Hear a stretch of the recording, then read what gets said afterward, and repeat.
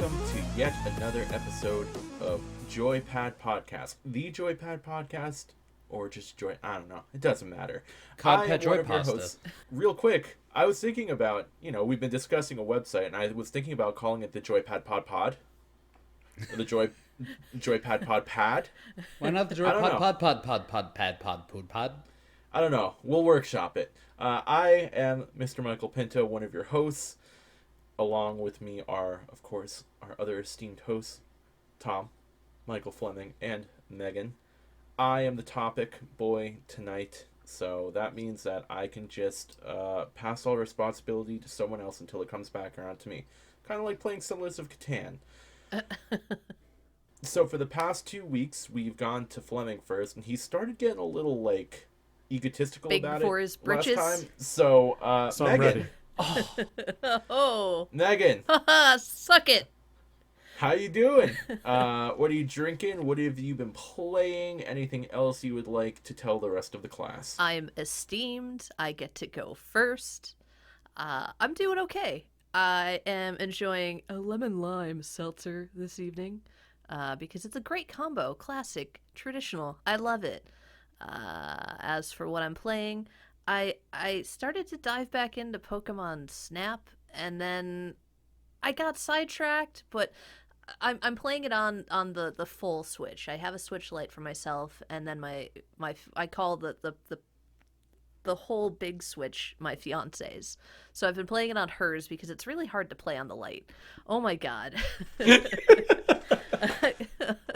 The 1 week we don't have video. I know. I'm crushing it.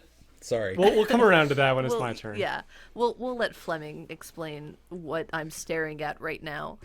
But yeah, I dove back into Pokemon Snap. I started from the beginning again, and still trucking along with Horizon. But yeah, that's about it for me.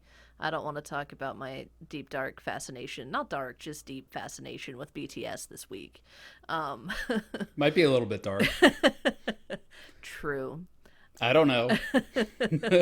Are you gonna turn into not. John Travolta in that one weird movie that should never be discussed, where he plays a mentally handicapped man who's obsessed with filmmakers? Oh. Or whatever? Yeah, the one that was directed by Fred Durst of Limp Bizkit Yeah. fame.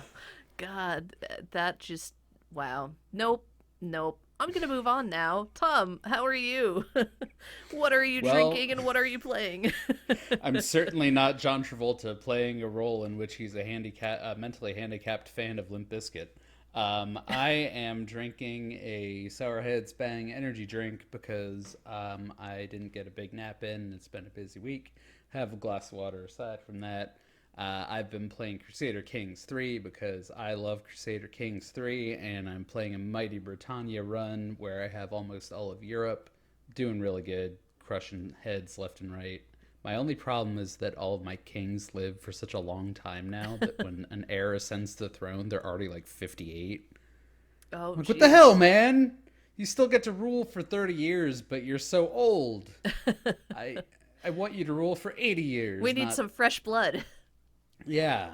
So I'm going to start maybe, fooling around with some of them younger ladies as an old man king. Get myself an heir and then, just delegitimize all the old man heirs. So we'll see. It's a fun game. I've been browsing the Reddit for the game a lot. And that's actually, Fleming, you've kind of mentioned about getting tips and stuff like that. That's really how I've gotten better at the game. And a lot of the fun of the Crusader Kings community is that a lot of people will post memes about it in that Reddit, but they're not only funny, they are educational, because someone will be like, oh, well, you need to start your program of, breeding all of your children together that have this same trait. And they're like, yeah, you need to have that incestuous family to get better. But it's right. That's actually how you get better genetic traits in that game. And, people just discuss their strategies of dissolving the Byzantine Empire, or who are cool leaders to play with and stuff like that. So it's a lot of fun. And aside from that, I haven't really been playing too much. I've been trying to get my wife to play more of Resident Evil 8, but she's just been real busy. So we're just hanging out after Blobby, who's my favorite character. and just waiting to see what happens next. Yeah, I need someone to talk to about it. So Pinto, Tom. Well, I just need to know how far along Pinto is. So I've mentioned we've gotten past Blobby, and we've gotten past Dolly McDollface as well. Oh, Nope. okay. Nope, I am still at the start of Lady D's castle, so Lady I'm D's nuts. very, very early on still. Gotcha. You've made it further than I thought you did. You'll get there. I mean, you're past starter guy whose name I forget. But anyway, yeah. I think everyone forgets his name. That part is so quick. Heisenberg, that's it. He tries to sell you meth. Exactly. All right, I have rambled past any sort of logical point like I always do. So, Pinto. Oh wait, no, you're last. Ouch!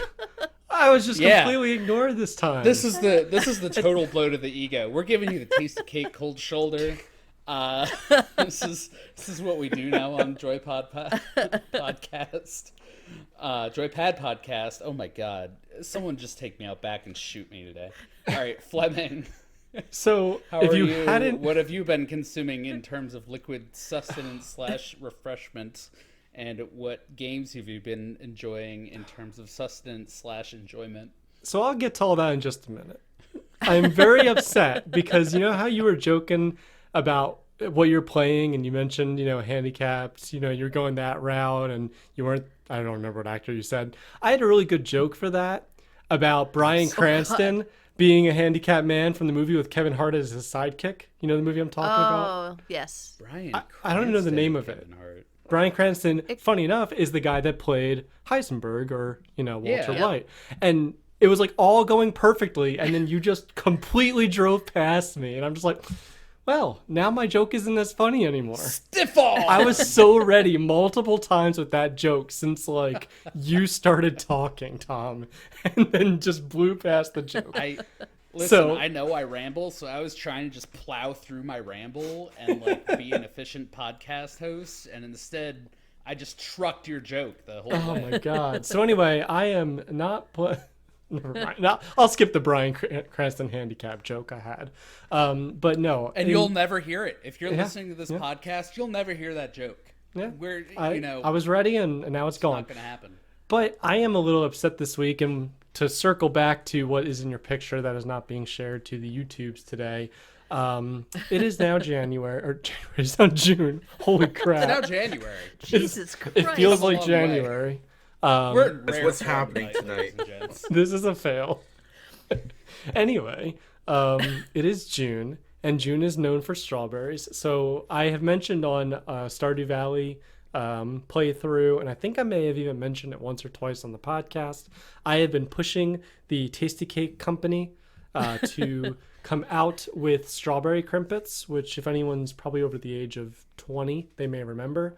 In the 90s and maybe even early 2000s, there was strawberry crimpets, which is a sponge cake with a strawberry frosting. And they only make their butterscotch and jelly ones now.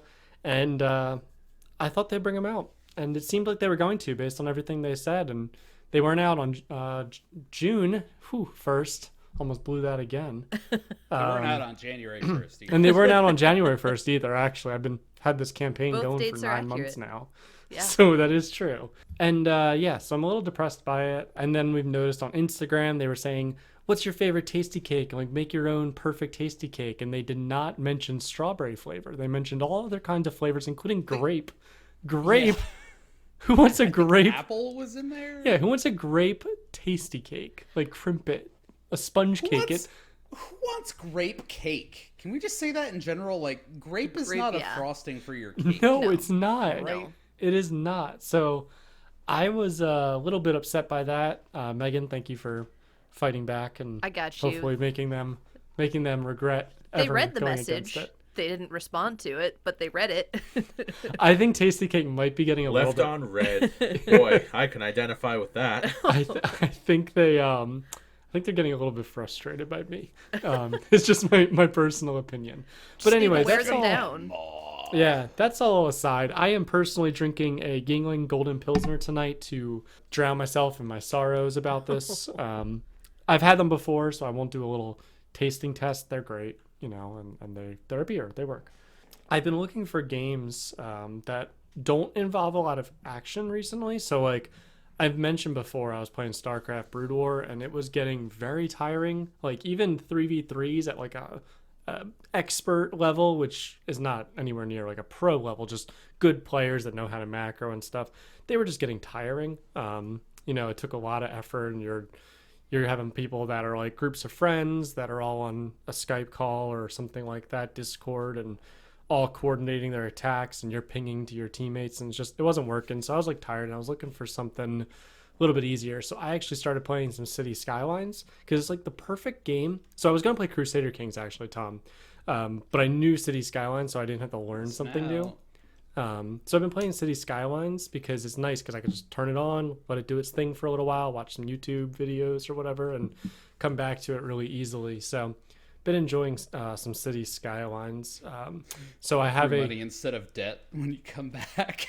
No, I mean, yeah, for money instead of debt, that's definitely true. I am gaining like 5,000-6,000. I've only just been playing like 2 or 3 hours. It's not a lot yet, but it's been nice to have a game that like I can on my other monitor watch some YouTube while that just keeps going until I have enough to make another coal powered plant or whatever I need.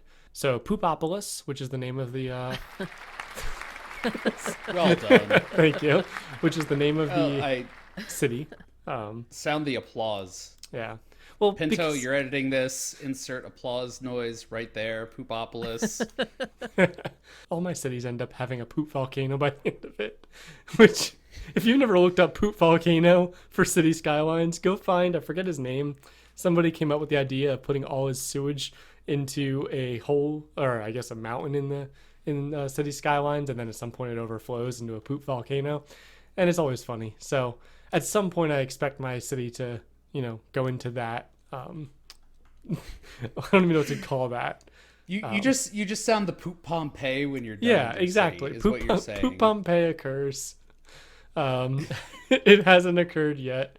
I have the giggles from all this now. And, Shitsuvius. Poopvius. Poop. That's Okay, a I'm Sufjan not a Stevens child, I reference promise. for all of you out But there. that's basically what I've been playing. I played a little bit of Battlefield up until that point, a little bit of StarCraft, like I said. But now I've switched to that. Stardew Valley is still happening once in a while when I'm awake at night in my bed and I can't sleep and I'm just like, I need something to do. So I'll let you guys know how that's going soon. And yeah, I think that's everything. I feel like I'm missing something, but oh well. Mr. Pinto, to circle back to you, now that you no longer have to be sitting there doing nothing, how are you doing? And do you have any beverage tonight? And what is our topic? I'm all right. I got my second Fauci ouchie about an hour and a half ago. My arm's a little sore, but I'm doing okay for now. Apparently tomorrow's going to be the rough day, but as of right now, I'm just sipping on some Gatorade and sipping on some of that old moist, which is what I'm calling water now. Because I saw a meme the other day that mentioned how water is the oldest beverage, and yet there's no nicknames for it. So, So the old moist. or Old moist. old splashy, sipping on that wet. You could come up with a whole bunch of stuff. But WAW, wet ass water, yeah, as the kids say.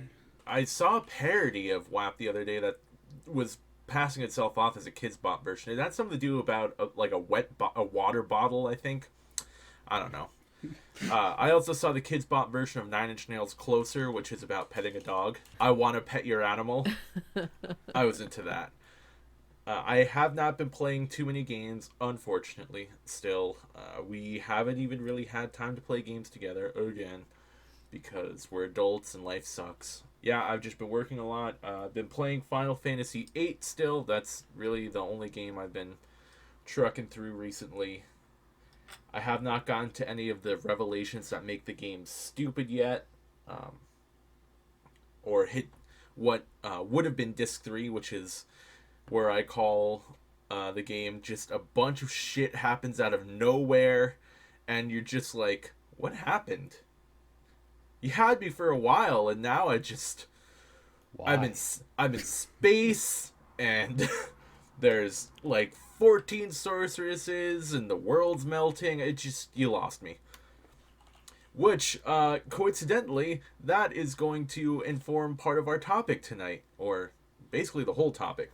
Because what I wanted to discuss today is games that you were enjoying that suddenly take a left turn, and I was calling it lost the plot, as in you're playing it, you're enjoying yourself, and then something happens that just completely takes you out of the moment.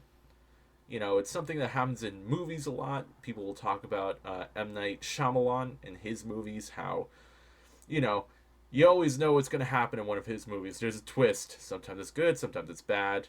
That's kind of how games are sometimes. Final Fantasy VIII is a big one. I have a couple that I wanted to mention.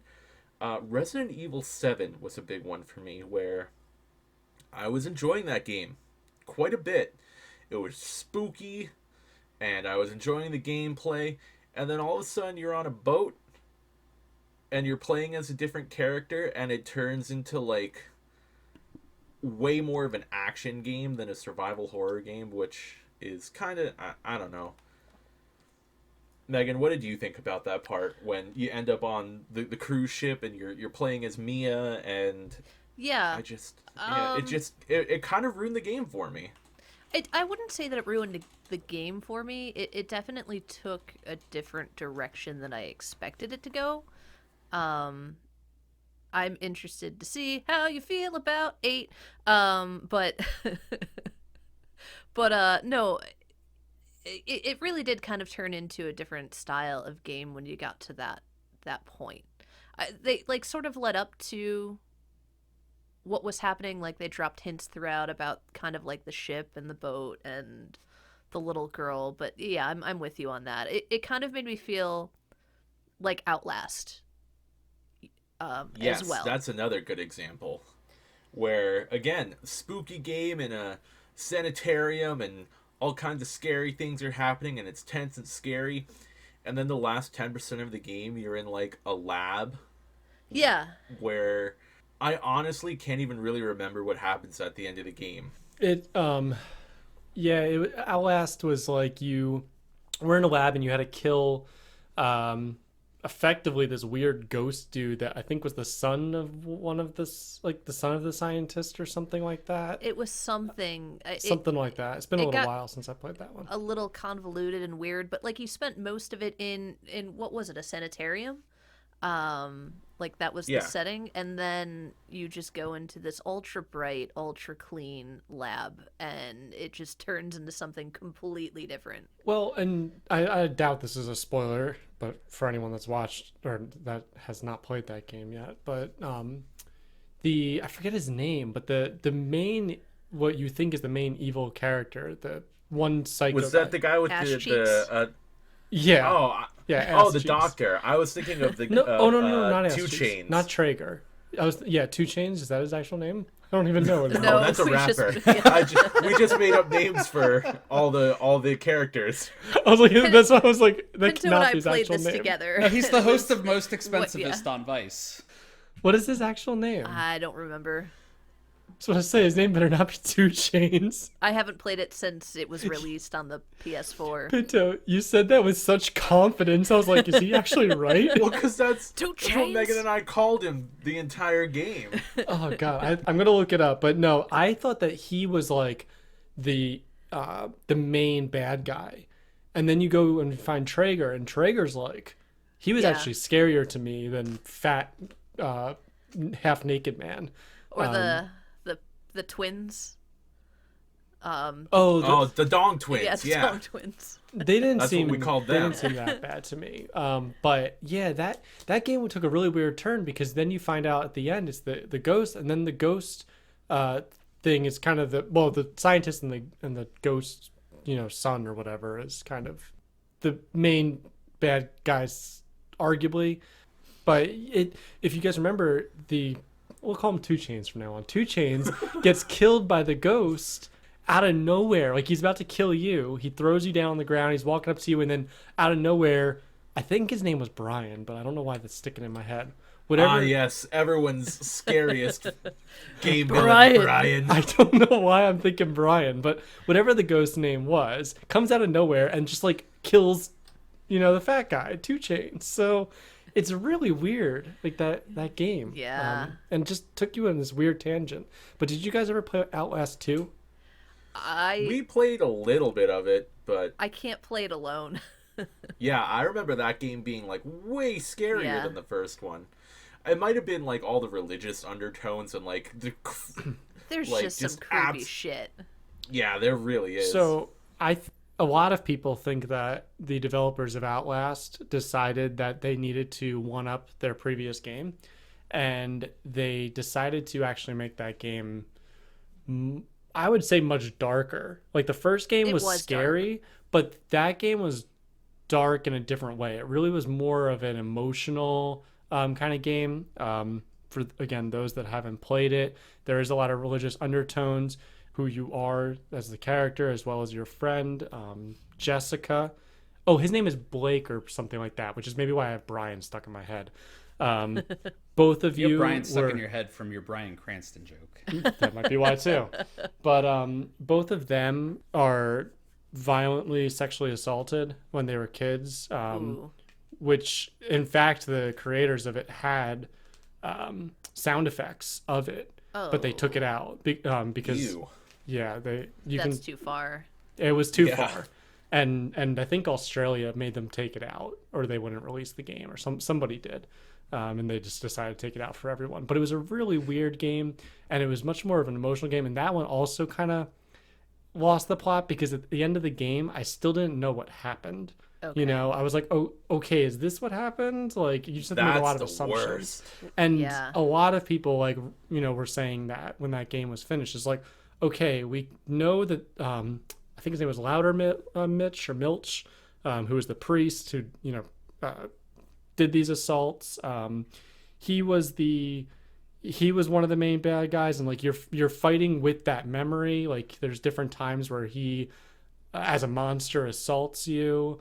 And it's very like sexual in nature. Like one of them's like a tongue like goes down your throat at one moment, stuff like that. So it was a Nope. really weird game.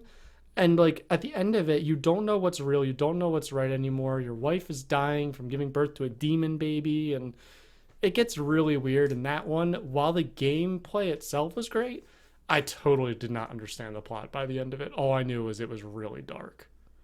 I'm kind of glad I didn't get through that. Yeah. Sometimes that's not a bad thing. I can't say without playing that game that wasn't the intent of a game like that, to not know what's right or wrong, but it just sounds gross, and I don't think I would enjoy it. Yeah. The Penta, did you ever play the bathroom scene in that game? No, I didn't get very That far. is by far Actually, the scariest. I never actually played it. I just watched Megan play it for Oh, okay, maybe so like you guys an did not hour. get to that. Well, for anyone listening who wants a very quick understanding of the game, and for you guys after the podcast, just look up Loudermilk Outlast 2 bathroom scene, and it is to summarize it. Basically, you're running away from him in a dream state as a child. You run away from him into a bathroom, and he sings a children's lullaby. And you just see blood walk like around the floor of where his footsteps are while you're hiding in one of the bathroom stalls. And like I can't give it any more, like I can't do it justice beyond that. It's just a really scary moment of the game. And having known what happened at that point, knowing he's kind of hunting you to assault you, it's definitely a weird game. That's a great one where the fear and the horror of the game makes you not be able to follow the plot. Okay. I can't think of a single time anyone has said bathroom scene, and I've been like, yeah, That's true. But bathroom scene. But especially in a horror game, Yeah. it sounds just awful. That's funny to me because one of the biggest things I always think about with early horror games, it's gotten much better about it now with the more realistic, kind of things they've taken. There were never bathrooms in video games. In any video games, actually, especially survival horror games. I'm like, where does everyone poop? No Or one pee? poops. But like now I'll play like a Resident Evil game, like a Resident Evil remake, and I'll be like, there's bathrooms everywhere. They got it right. You're in the hospital. There's restrooms on every floor. I'm like, good job, Capcom. You nailed it. I think that's also because games of the past wanted to keep you for reasons, development reasons and otherwise, wanted to keep you contained to not going to places that were not essential. Yeah. Bathrooms are totally essential, though. I like But to okay, flush the not toilets essential and use to the sink. story. Not gameplay essential. Yes, not gameplay essential. Yeah. There's a trophy in, I think, Resident Evil 8 for opening all of the outhouses. Nice. That is marvelous. I would like to take my hat off to Capcom for that one and just throw it right in the outhouse for them. We've come a long way. We certainly have. I think that idea of not depicting the non-essential and losing the plot, to me, both kind of join hands in what I think of as anime kind of games and storytelling, and even the cartoon animes that you'll see on TV. And that's where I run into a lot of trouble with games that are anime inspired. And when I say that, I think a lot of games that are published by Atlas, stuff like that. And one game I can definitely throw out there that I had an issue with like that was Wild Arms. And Pinto, I know you've played Wild Arms. I don't know It's been if a very long time. I same for played me. Wild Arms 2. Did you more play than the one. original Wild Arms? Yeah, with Rudy and Jack Yeah. and Celia, Girl. I think it is. Yes. That sounds right. Do you remember, spoilers for a game that was released in like 1995, do you remember that some point in that game aliens invade? What? No. No, I do not. The end game of that Western themed game is fighting aliens on a spaceship. Man. And that's where I stopped playing the game. I lost the plot. Oh, you didn't you never beat it? It was also too hard. Like I was underleveled for everything, okay. and I was also like 14 or something, and just didn't have the heart to go play through it again. It's a great game. Yeah. I've been thinking about replaying it actually. It's interesting that you bring that up because that made me remember Star Ocean Till the End of Time. Yep. Which was on the PlayStation 2. The end of that game, it's literally, it's all a simulation because you go up into the next dimension and you find out that the entire game is taking place like it's like some kid's tabletop RPG that he's playing and you're the characters, but there's also like angels and demons, but it's all part of the game. But it's still real. I can't remember. It's been so long since I played it, but I just remember being like, what has happened to this game? I never made it that far in that game. I did play that game. I never made it that far in that game. And now I'm glad that I didn't, because that sounds absolutely ridiculous. That made me think, too, though, of Metal Gear Solid 2. I don't know. Did any of you guys like play the Metal Gear games? a lot? Yeah. Okay. So Are we talking Sons of Liberty? We're talking Sons of Liberty, where I need scissors 69. So for those of you that haven't played this marvelous clusterfuck of a game, you begin by playing as familiar hero Solid Snake, and you play a wonderful sequence where you're on a bridge full of American patriots, or boat full of American patriots being attacked by Russian terrorists in the New York harbor, going under the Verrazano Bridge. It's great. It's fun. It's familiar. And then you're immediately whisked away from that familiar territory to play as the blonde bombshell himself, Raiden. And, basically you find out that, okay, he's in the similar position as Snake, but there's this complex that's being infiltrated by terrorists, and it's kind of similar to the first game, but not. And then at one point you find out that, it was completely designed as a simulation training exercise to mimic that experience and create a super soldier, and he was a child who fought in Africa in child wars, and also everything's a simulation, and the colonel you've been working with the whole time is an AI robot, and the world is run by AI robots designed in 1700. Yeah. Guys, video games are weird. I Hideo Kojima is on a lot of acid. I love that franchise, but Me too. it is so convoluted. Like, it's just, the stories are just like, what the fuck is happening? I will say Metal Gear 3, Metal Gear 4, and even Metal Gear 5 are much more coherent Than 2. Than 2. And Metal Gear 1's fine. Like Metal Gear 1, you can just play Yeah. and love, and there's nothing wrong with it. 2 is what the hell, man? Like even the final boss, Solidus Snake, because solid and liquid Yes. were not enough. And why go to a third state of matter that already exists, like gaseous, when you could have Solidus? Gaseous just didn't test Snake? well. What? They never made Plasma Snake. Nope, not yet. He might be out There's there. well, I mean, now that Venom now Snake that is a Kojima's thing. gone, Oh my god. they'll just make the next installment well, it'll will be a be- pachinko machine. I was gonna say it's coming to a pachinko machine near you. In Adam 2022. split Snake. Keep it going. But Yeah. I mean, it's wild, and a lot of that wildness carried on into Death Stranding because Hideo Kojima does a lot of acid. And that one, I'm sorry, Megan. I know you enjoy that game. I know I've bitched It's about that okay. game a whole lot on this damn podcast. That game lost me at I forgot my mom was the president, which happens in the first hour of gameplay. So It makes a little bit of sense later on, but just a little bit of sense. that's the Kojima MO. I understand. Say no more. The storyline's held together with bubblegum and twine. But damn if it doesn't look pretty. And Monster Energy drink. And Yeah. and listen, for as much shit as I give that game, it's interesting mechanically. Oh yeah, No one else would have dared to make QWOP a walking the world simulator.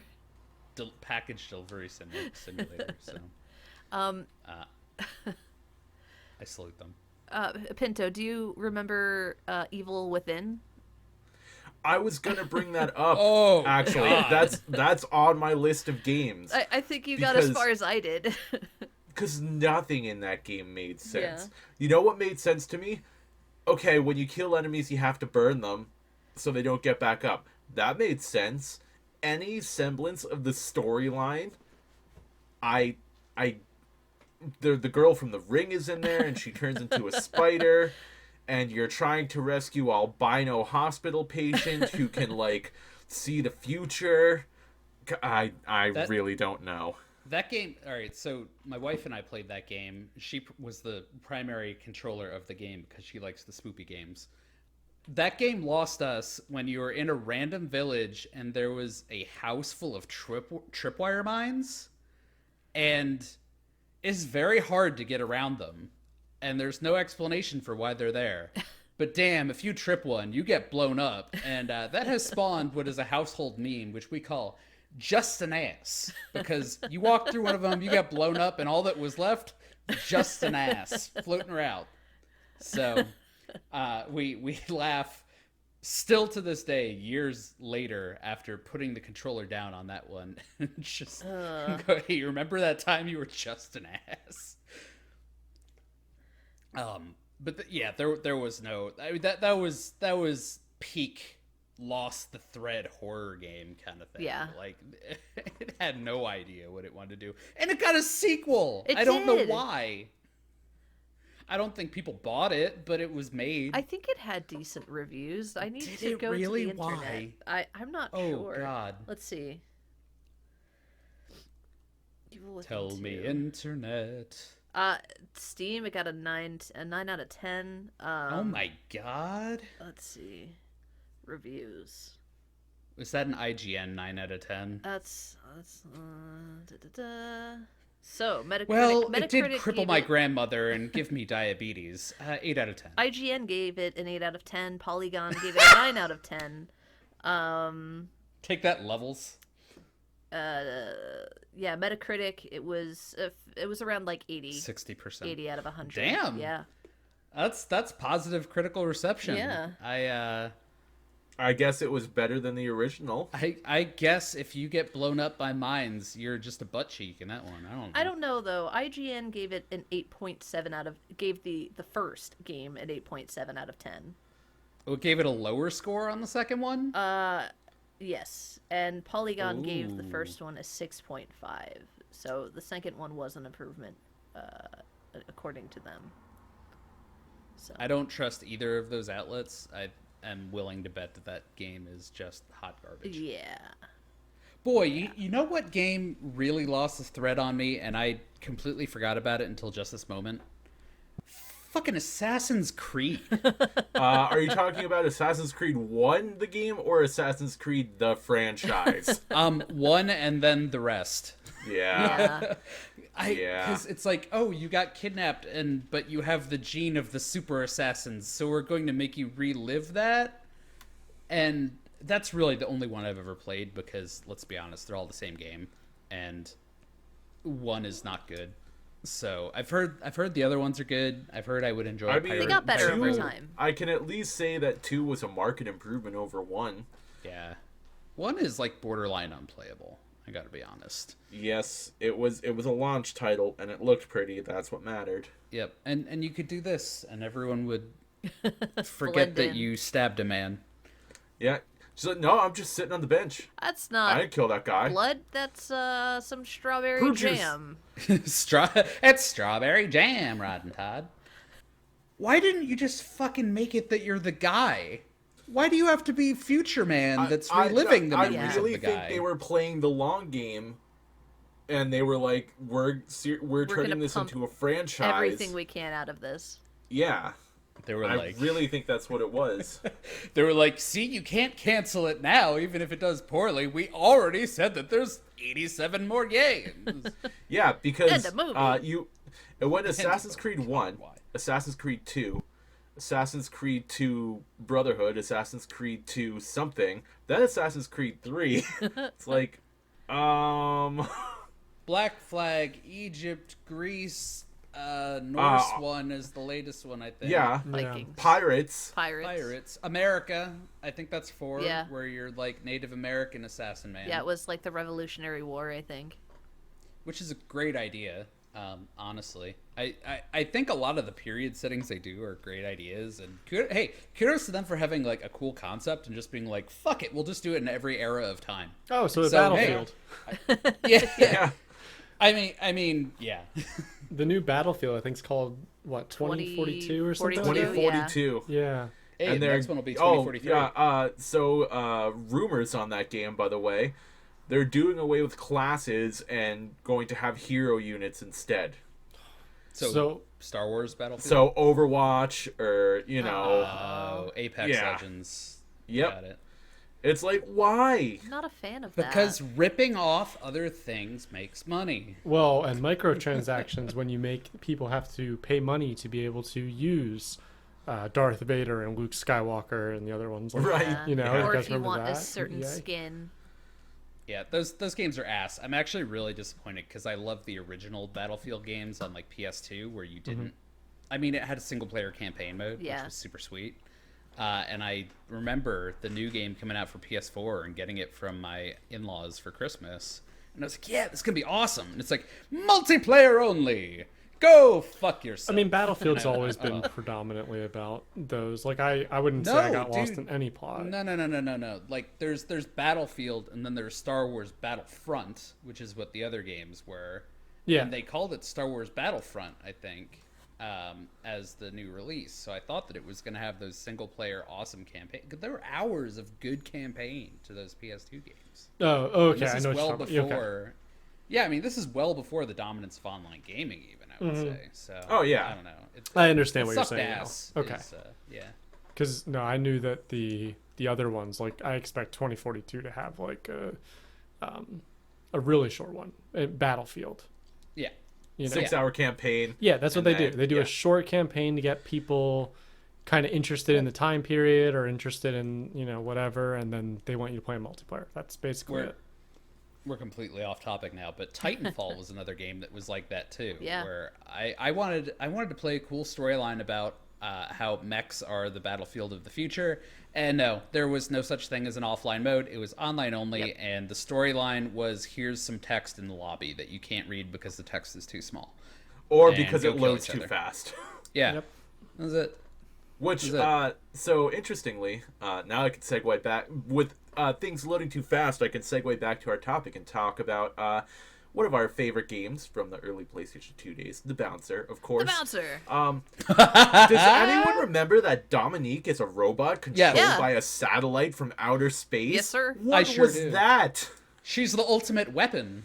Yeah, she's Duragon's little sister, who he was like, "No, you can't die. I'll turn you into an android," and Yeah. that's the basis for the story of that game. And no one wears a game- shirt. Yeah. Oh, he wears a jacket with no shirt sometimes. But when he takes And off o- the and jacket, o- it's overalls. and Yeah. overalls. Yeah. He wears, he wears like farmer boy overalls. There's also a woman who turns into a panther. Yes, there in that is. Game. Yes, there is. It made no sense. None we none love at it all. still. That game deserves a remake. I would does. absolutely adore a remake of The Bouncer. Square Enix, here's what you need to do. We have a magic power here at the JoyPad podcast where we summon things into existence. Now, you've been remaking a lot of things, and we know you're hard at work on the Final Fantasy VII Remake. Take some of those resources that are out there on Dragon Quest 8752. I think it's 12, but continue. Close. Put them onto the Bouncer. Not the Bouncer 2. Just remake The the Bouncer. Bouncer. And, I mean, you can do it like a soft reboot if you want to, like how Hollywood does, where you just keep the same title. I don't Yeah, care. and, No one's and gonna here's remember. what you do. You get Andy Serkis to play Mugatsu. God. Oh, that game is a fucking trip and a half. Like, when you went into the versus mode and you had 19 different versions of Duragon, they all had a scaling gigantic health bar because there Oh, was yeah. no relative health bar. It's Duragon who fights you with one hand behind his back because he's cocky.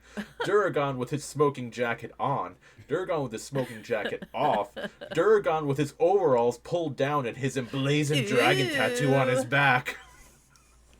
Because he's so cool. He's so cool. He just farmed the land all day in those overalls, guys. But yeah, no, that game's plot was batshit. Yes, it and was. And you had to play 3 different modes with branching paths to Yep. unlock all of the story. You Yep. didn't even get it all just playing as all Nope. 3 characters one time. I loved the scene in the building where you had to play as dressed up as one of the enemies, and the code was ridiculous poses that you had to match them. I don't even remember that. I but don't love remember it. that at all. Oh man, it was when you were playing as Ko when the party gets split up. Okay. Anyways, I also wanted to bring up. Let's go back even earlier. There was a game that came out for the Super Nintendo that had me super excited before I found out what it really was. Where you get to play as Luigi because Mario was missing. Oh no. No. I still own that game. So do I. And you're like, oh my god, I get to play as Luigi's the main character. And then you get in there and it's an educational game. Yeah. Where you're jumping on Koopas and chasing after Michael Jackson, and Peach is the information kiosk lady, and you have to answer her quizzes and give back landmarks. Yeah. Oh, Damn it, Nintendo. Nintendo. Oh, Michael Jackson. Why can't you just moonwalk straight into my heart? It wasn't actual Michael Jackson, but it sure looked a lot like him. When he was in his weird, like, mulatto phase during the Bad album and Dangerous, before he went, like, super white, like Joker white. Are you sure it wasn't him? Because, I mean, like, we didn't know that he composed the Sonic soundtrack for a while, so You know it might what? have just been him. And that was around the time of Michael Jackson's Moonwalker, which is also a video game that, I don't know if I'd recommend playing, but the music was great because it was Michael Jackson music in 16-bit. Hell yeah. It was the era of Shaq Fu. Anything was possible. Yeah. You know, Shaq, who had his burgeoning rap career at the time with such bars as Knick Knack, Shack Attack, Give a Shack a Bone. Or Give a Dog a Bone, excuse me. Shaq didn't want the bone. God damn it. I'm gonna just completely jump cut to a different game that lost the plot on me because I have no segue from that. What? There's You can't segue away from shack bars? no, man, because the only thing you can segue to there is like NBA Jam, and I never lose the plot on that. I just score sweet 3-pointers and jams. That's all. That's all you do. I have given high praise to a game called Front Mission 3 on this podcast. Mm-hmm. It's one of my favorite games of all time. It also doesn't make fucking sense. So, like, basically you start out as, like, 2 dudes from the Japanese Defense Force, and everything revolves around mechs in this game. And you find these girls who you're going to help out, and you pick one of 2 different stories depending on which one of these 2 sisters you're going to help out. And at one point, you find out that they are not the nationality that they claim to be from, and they're a secret project or something. And one goes from being named Emma to Emil, I think, which is a very convenient, similar name to what her fake name was. And then you start fighting all of these secret government soldiers and shadow government enemies and global conspiracies to take over the world. And you end up fighting like these special forces called imaginary numbers and real numbers, which is really strange. Which, I mean, mathematically speaking, there are real numbers, and then imaginary numbers are expressions in terms of I, which is the square root of -1. But there's no reason for them to be named that. These girls, I think, are like biological experiments of like creating super smart people and stuff like that. I would say in terms of a lot of other games, it doesn't lose the plot for me as much as other things, but I think it just goes from 0 to batshit really quick. And it's hard to follow. It's really hard to follow in terms of the plot. But the game is so fucking fun, you don't care, because you're in giant mechs killing people in other giant mechs, and that's all you really need to follow. And it has cool characters. So you're giving it the Pacific Rim defense and the Kong vs Godzilla defense, where I don't care about any of the plot. It's cool. It's not that far off. It's really just the cool factor is a 10. The battle factor is a 10. It has Michael Bay style effects, and the plot's at least a 7. Like, okay. You can keep up well enough with the plot even if it doesn't really make sense, and the characters are like an 8 or a 9. So like, you know, it gets carried. Yeah. It gets carried by the other factors, and it's fun. I was going to describe that as a Michael Bay movie. Yeah. So I'm happy to hear you pull that reference. It's a great game. I still highly recommend it, but it's, you know, there's a lot of games that just have weird fucking plots that you can't keep up with. By the way, totally embracing our new swearing rule, as you can tell. Well, yeah, speaking of plots that, you know, they just go from 0 to 100, okay, so most of us here, sorry Megan, enjoy StarCraft. StarCraft 1 story, fine, pretty damn good. StarCraft Brood War, really good story. Let's move on to StarCraft 2. StarCraft Wings of Liberty. Alright, still pretty good, honestly, yeah. Heart of the Swarm, epic bullshit. You're losing me a little. Not epic gonna bullshit. lie. Legacy of the Void, what have you done to the characters I love and have enjoyed for 20 years? And then the epilogue, oh my god. Let's turn Kerrigan into a holy one. Like, what? Yeah, I didn't get into any of the plot of Void. So they killed Zeratul in like the first 3 missions. I remember that. I'm still mad about it, to be honest. So I don't understand what they were doing there, but I was thinking of StarCraft 2 as well. It got weird, and like, my biggest problem with any of the games where I lose the plot is like, I don't even want to finish them. So like, I often hit that point, but I don't know what's actually happening after that, because I'm like, this doesn't make any sense anymore. So I actually don't think I played Legacy of the Void. I think I just watched somebody play it. I do remember Zeratul dying though, and that was weird. But yeah, the epilogue just. Well, what's weird about that is like, so they planned a really good like storyline in Wings of Liberty, generally speaking. I know a lot of people didn't like the whole Kerrigan coming back kind of thing, but if you get past that, they had put a Protoss campaign within the Terran Wings of Liberty campaign. I thought that final battle was basically what was going to happen, but the difference there was going to be that you were with Terran allies and at least Terran allies, maybe even some Zerg or something that Kerrigan was able to control or something. But you don't see that happen. And like, it just was a little bit weird. It didn't follow the way I expected. I mean, that kind of is what happens, but in a different context. Yeah. So I know what you mean.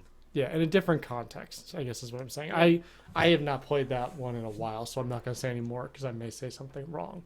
But I just remember it not being. You should go and play it though. I just remember getting so pissed at Heart of the Swarm because it just felt like it immediately undid everything that you did in Wings of Liberty. Exactly. Yeah, and also like even gameplay wise, it was like, this is going to be a little bit of Diablo 2, just so you know. Like we're going to turn this into a little Diablo 3 instead of StarCraft. Well, wasn't there a mission where you played with only heroes and you actually fought a boss very similar to the boss in Diablo, inside the palace?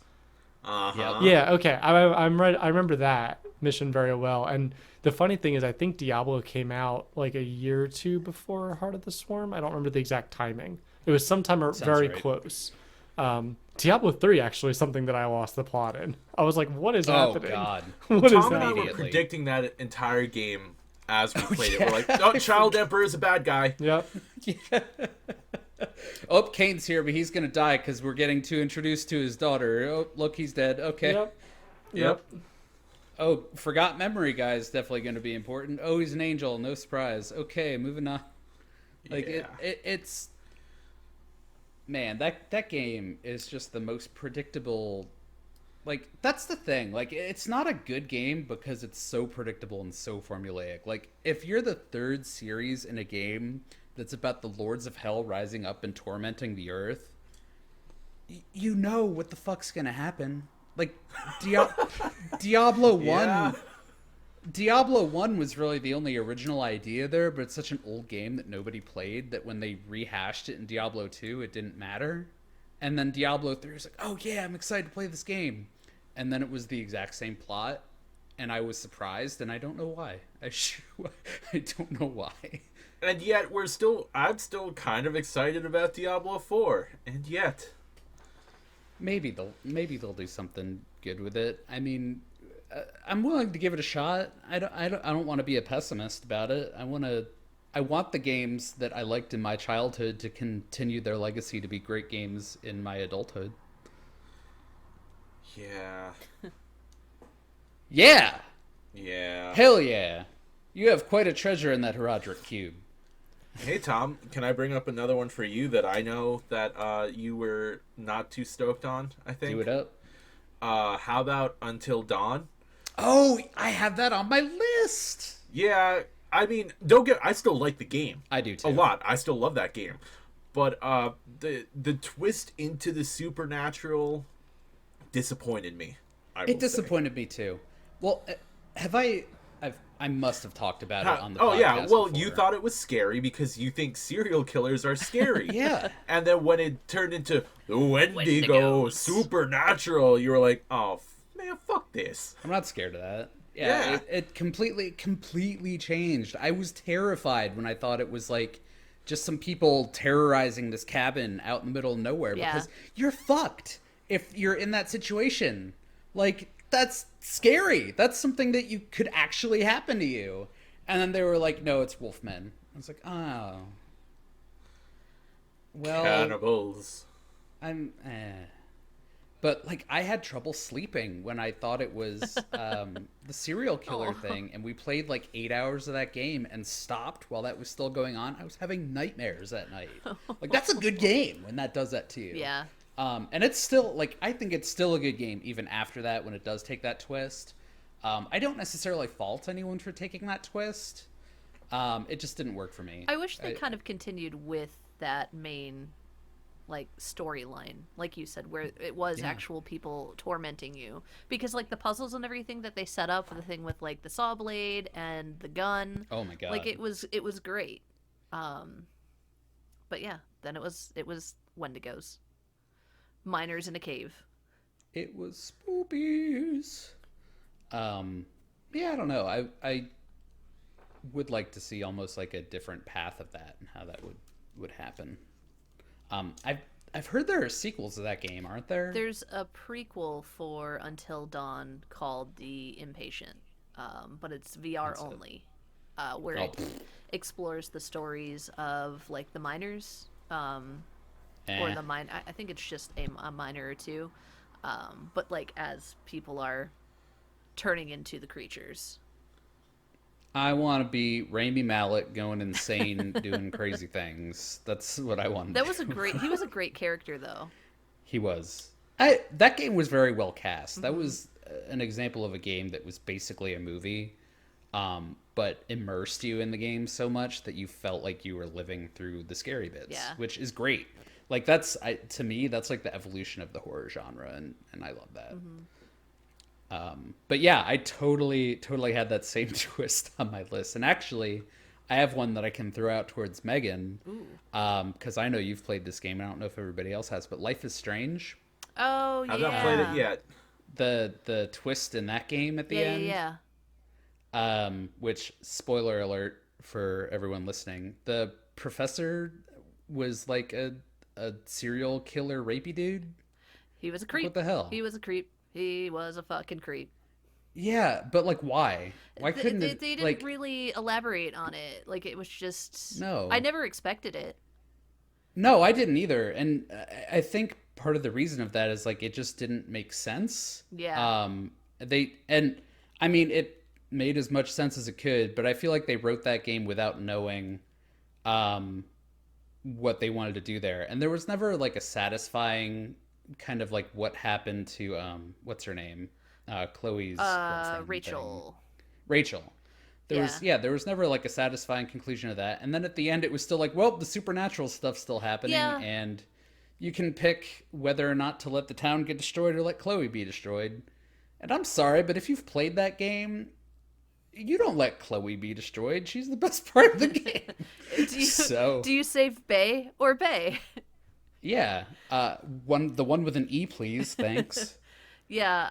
So all of the games kind of like, I don't know if you played the sequel, have no, like I a want to. supernatural Or Before thread. the Storm. I haven't done that either. Before the Storm is pretty good. But yeah, Life is Strange 2 isn't bad. And that they're coming out with a third one in September. Yeah. And a Saw that. remaster, I think, of the first game. That's cool. Yeah. I don't think I would get that just because I feel like if you've done the experience once, you've done the experience. Unless thing. they were adding new content to it, I probably really wouldn't go through it again or buy it again. Yeah. But it's a great game. Yeah. Pinto, I you love need it. to get I to actually- it one day. Yeah. Yeah, I hope I didn't actually, spoil too much. for our viewers who can't view anything this week, I actually took my earbuds out because I didn't want to get spoiled, but then I was like, I have to edit the fucking episode, so I'm going to hear it anyways. Sorry. Doesn't matter. So. It's a pretty big spoiler, but it's also like you would never see it coming. And like even playing the game afterwards, you'll probably forget.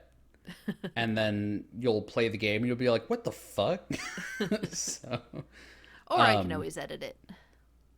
oh, that's true. There's such a rich character development in that game Yes. that having a twist like that doesn't complement it the way it should. Yeah. That's how I felt. Yeah. I agree. But again, still recommend it. Which is good. You know, the other one I'd throw out there too, because I think we've all played this one. Last of Us 2, I think a lot of people were like pissed about, didn't enjoy. But Yeah. I was okay with it. We all Like the expected it. story. I don't think the people got lost in the plot so much as they just didn't like the story. I lost the plot at a couple spots, and I understand why this happened, but like when Ellie left, oh my god, I can't remember her name. Dina. Dina. It was because Tommy's a dick. That's why. Yeah. Tommy, I didn't really like that Tommy Yeah. even did that. I didn't really see that as being a big part of his character even. So I thought that was kind of lame. I also lost the plot at the part where Abby is up on a cross being tortured to death, about to die, and Ellie cuts her down to beat the shit out of her and get her fingers bit off. Yep. Like, what? And then let her go still. I thought that was kind of crazy. And yeah, I think it just, I get the point it was making. I get the story it told. I think it took the revenge bit maybe a bit far, even though I get the point that it was trying to make by it. And I think a lot of people also just didn't like having to play the opposite side of that when so much of that story is rooted in Ellie as opposed to Abby. And it was okay. I came to like Abby better as time went on, but I also understand the frustrations. Yeah. So. Well, I think we're about out of time for this week, but that makes me think of another episode where we were just like, this story's so fucking good in this game. So I'm gonna write that down for a future topic. Where the other side of the coin. Yeah, the other side of the coin where we're like, chef's kiss. So Final Fantasy VIII, clearly. No. That is what we call a flawed gem, my friends. That's what we call a rock. Some might, yes. Thank you for listening, everyone. If you have any games that you have similar thoughts to us, or different thoughts to us, just thoughts on games, tell us. Get at us at joypadpod@gmail.com, on Facebook at joypadpod, on Twitter at joypadpod, on Instagram at joypadpod, and on the YouTubes at joypad, where you can find some of our gameplay exploits, such as Diablo 3, which we will probably never return to because, God, fuck that game. Stardew Valley, which we might return to because, God, that game's wonderful. And I'm going to be working on some Ultimate Chicken Horse videos because Lord knows we talked about that game enough that you should see what we're talking about. Guys, we should play Ultimate Chicken Horse. We can. Yeah. Anyone have anything else to add? I do. Ooh. What's that? Fleming, tell the Bryan Cranston joke. Oh God. No, I'm good. I've already ruined the Bryan Cranston piece by explaining that I was going to make a joke at the fact that you guys were talking about. I already forget something about a handicapped guy, and Bryan Cranston was the handicapped. It was John Travolta. Thank you, John Travolta. And John Travolta, Bryan Cranston, and a handicapped guy walk into no, a no, bar. The Bryan handicapped guy Cranston says, "Okay, goodbye, Fred Durst. goodbye." "Oh God, I was saving that this entire time because I just knew it would be a great callback." Anyway, I just don't want to have to look at that monstrosity behind you anymore. no, it will live forever. A peanut butter Mint grape grape. flavored icing crimpet. I designed the most Too far. cursed crimpet I could of the flavors that Tasty Cake put out there. Tasty Cake, you did this by not making strawberry crimpets. Yeah, watch them make this instead of strawberry now. God, no. I'll try it, but no. If they do, I will burn them to the ground. Metaphorically. Sure. Metaphorically. Stay joyful, everyone. And don't burn Tasty Cake to the ground. Metaphorically. Bye.